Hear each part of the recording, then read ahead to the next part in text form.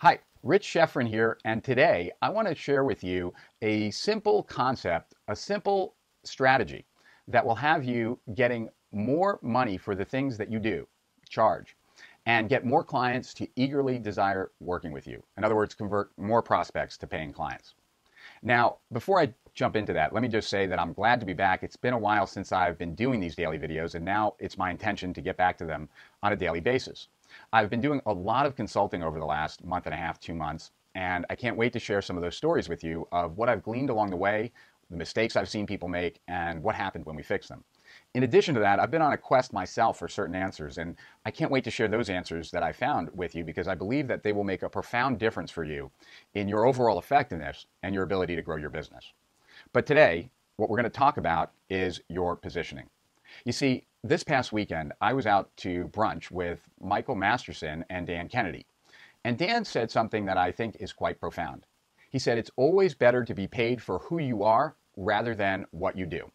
Let me repeat that. It's always better to be paid for who you are rather than what you do. Now, if you embrace that, if you understand that, what I believe he's really saying there is that it's better to have a positioning that makes the sale rather than the actual work make the sale. Because when the work makes the sale, you are positioning yourself to be a commodity. Whereas if you develop a different positioning, you ultimately can charge more and have a longer line of prospects and clients eagerly waiting to work with you. Now, how do you do that? Well, the very first step is to figure out what that positioning needs to be. Who do you need to be for clients and prospects to eagerly desire to work with you? In other words, what positioning would make clients and prospects eagerly desire to work with you? Now, once you know the answer to that question, the second question is, well, how can you surface it? How can you reinforce it? How can you confirm it? And ultimately, consistently reaffirm it so that you really retain that positioning. In other words, what stories can you share? What evidence can you provide? What logical arguments can you produce that really show that you are that positioning? An example would be, I'll give you two. I'm known as the guru to the gurus. Now, that's because I've coached so many of today's top gurus to their current level of success. Now, in order for that to consistently be known as my positioning, I have to share with you from time to time stories of me consulting with gurus or up-and-coming gurus so that it reinforces it. I can share the evidence of all of the gurus that I've worked with.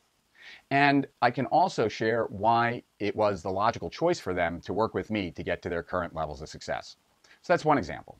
Back when I lived in Manhattan, I had a dentist, and I believed that this dentist was the dentist to the stars, right? He was the one that worked on Courtney Cox's teeth, or this celebrity, or that celebrity.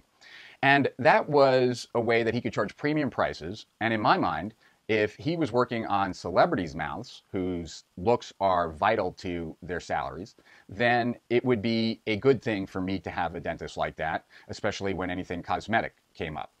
So I was willing to pay more for that dentist than I was for other dentists. So back to you. Who do you need to be to get clients to eagerly want to work with you? That's question one.